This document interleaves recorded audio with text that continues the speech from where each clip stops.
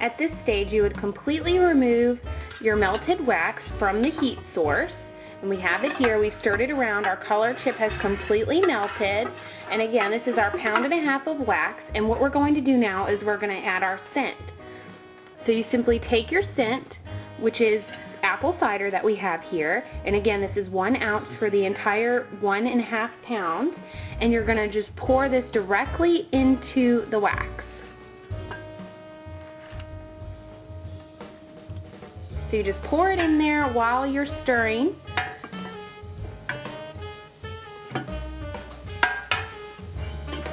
And again, if you want a light smelling candle, you would not pour as much. If you want a strong candle, you would pour the entire 1.5 ounces of scent. So you just pour it in here, and you stir it, continuously stirring. You make sure that your scent is completely mixed up and dissolved in your wax, and now you can begin the pouring process.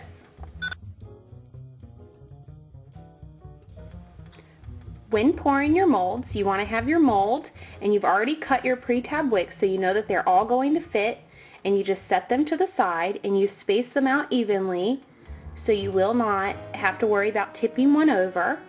And you take your hot melted wax, and you need to be extremely careful because this will burn you and it will burn any surface. If in the event that you spill your wax, keep in mind that it's better to leave the wax until it hardens and you can scrape it off with an old credit card or an ice brush, you know, anything that can get the surface clean. Don't try to clean up the wax while it's still melted because it will just spread. So now what we're going to do is we're going to fill our votive molds all the way to the top.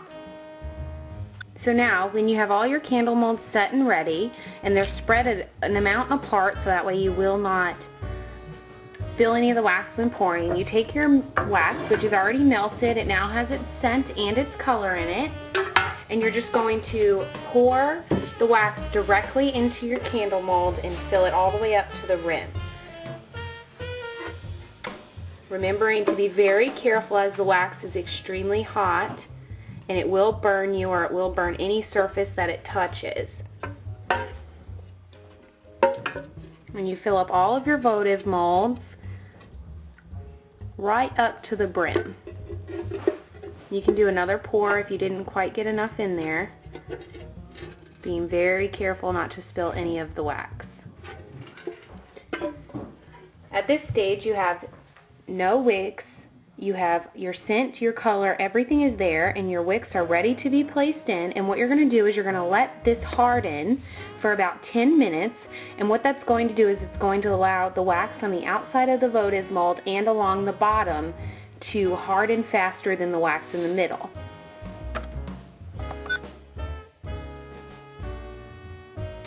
In this step, you have let your votive set up for at least 10 minutes, and you see that they have a film over the top of them. And you can see that this, if you poke your finger in it, it would be soft to the touch but wouldn't break through. Now what you're going to do is you're going to place your wick tab in the votive. So you break through, and you'll notice that it's liquid wax inside, and you push this into the bottom. And you're going to do this for each and every votive mold. And you try to get it in the center as much as possible. And again, you'll feel that you can push it down into the hardened wax at the bottom. And by letting your votive set up that way, it will hold the wick into place. And a lot of times it won't matter if you have a toothpick or a pin along the side. And what this does is it just allows you to place this here and hold the wick in place while your votives are setting up. Now that you've poured your hot wax in, there's no wick. The wax has scent and color already added to it. This one we have chosen the purple scent, or the purple color, and the apple cider scent. It's all been mixed in, and we've filled up our entire votive molds with wax. And we've allowed our votive with the filled wax to sit and cool for about 5 minutes. Now you want to take your pre-tabbed wick, which you have handy and it's very close, and you take it at the top and you place it down into your candle. Now the candle will start to harden from the bottom and the outsides first. So it holds the pre-tabbed wick in place in the bottom. And this is where your toothpick or your pin would come into place. And you just place that on there and lay it across, and you'll see that it holds the wick directly in the center of the candle. And this is very important, as you want the candle to burn only in the center and not towards the sides. You don't want to have a fire hazard in any way.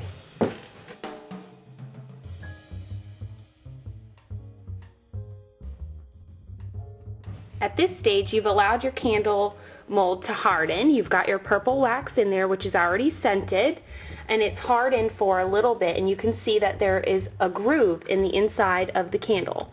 You can remove whatever you were using to hold your wick in the center, and you can see that the candle has got a little valley in the center of it. And that is okay. That's completely normal when using paraffin wax. And what you're going to do is you're going to fill up that gap, and you fill it up all the way to the rim if you want, and it's called your second pour. And you need to do this with most pillar candles using paraffin wax, unless you're using a sink-free wax. So you're going to take your melted wax that you already have prepared in your pot, you've left it on low heat this entire time, and you're going to fill that up to the brim. And now you would let this completely harden for about 1 to 2 hours, and then your candle would be ready to move on to the next step. In some cases, you may need to refill the valley again, although you really shouldn't have to if you fill it all the way to the brim. So if you need to do a second pour after 1 to 2 hours, you go ahead and do that, and you try to do it while the wax is still warm so it adheres to the first layer of wax and they'll join. If you do not need to do a fill, you'll notice this candle does not have a valley in the center of it. We've filled it up completely, and it is ready to be removed. We've let this harden for about 2 to 3 hours, and it is completely solid, and you can feel that because the container, the votive mold, will cool down and it'll be warm. If you need your candle in a hurry, you can put it in the fridge for about 10 or 15 minutes, and this will speed up the time that the candle will cool. The only fault to this is that it will create shadows on the outside of your votive, and I will show you examples of that a little bit later. Now your candle's ready to be removed from the mold. All you do is you hold your mold and you take the wick and you just pull out, and it should slide directly out of the mold, and you have your votive. You have your wick tab on the bottom, and you have your second layer, which should have adhered very well to the top, and your candle's ready to be burned.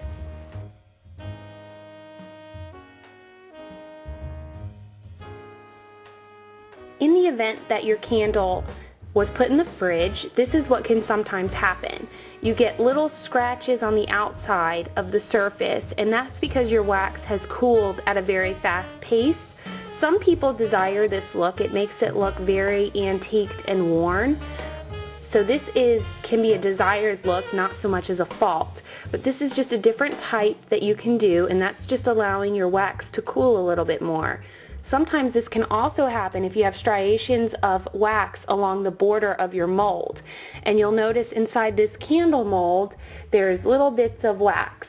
And what that does is that does not allow the outside of the candle to sit smoothly on the mold, which will create divots and valleys and things like that on the outside.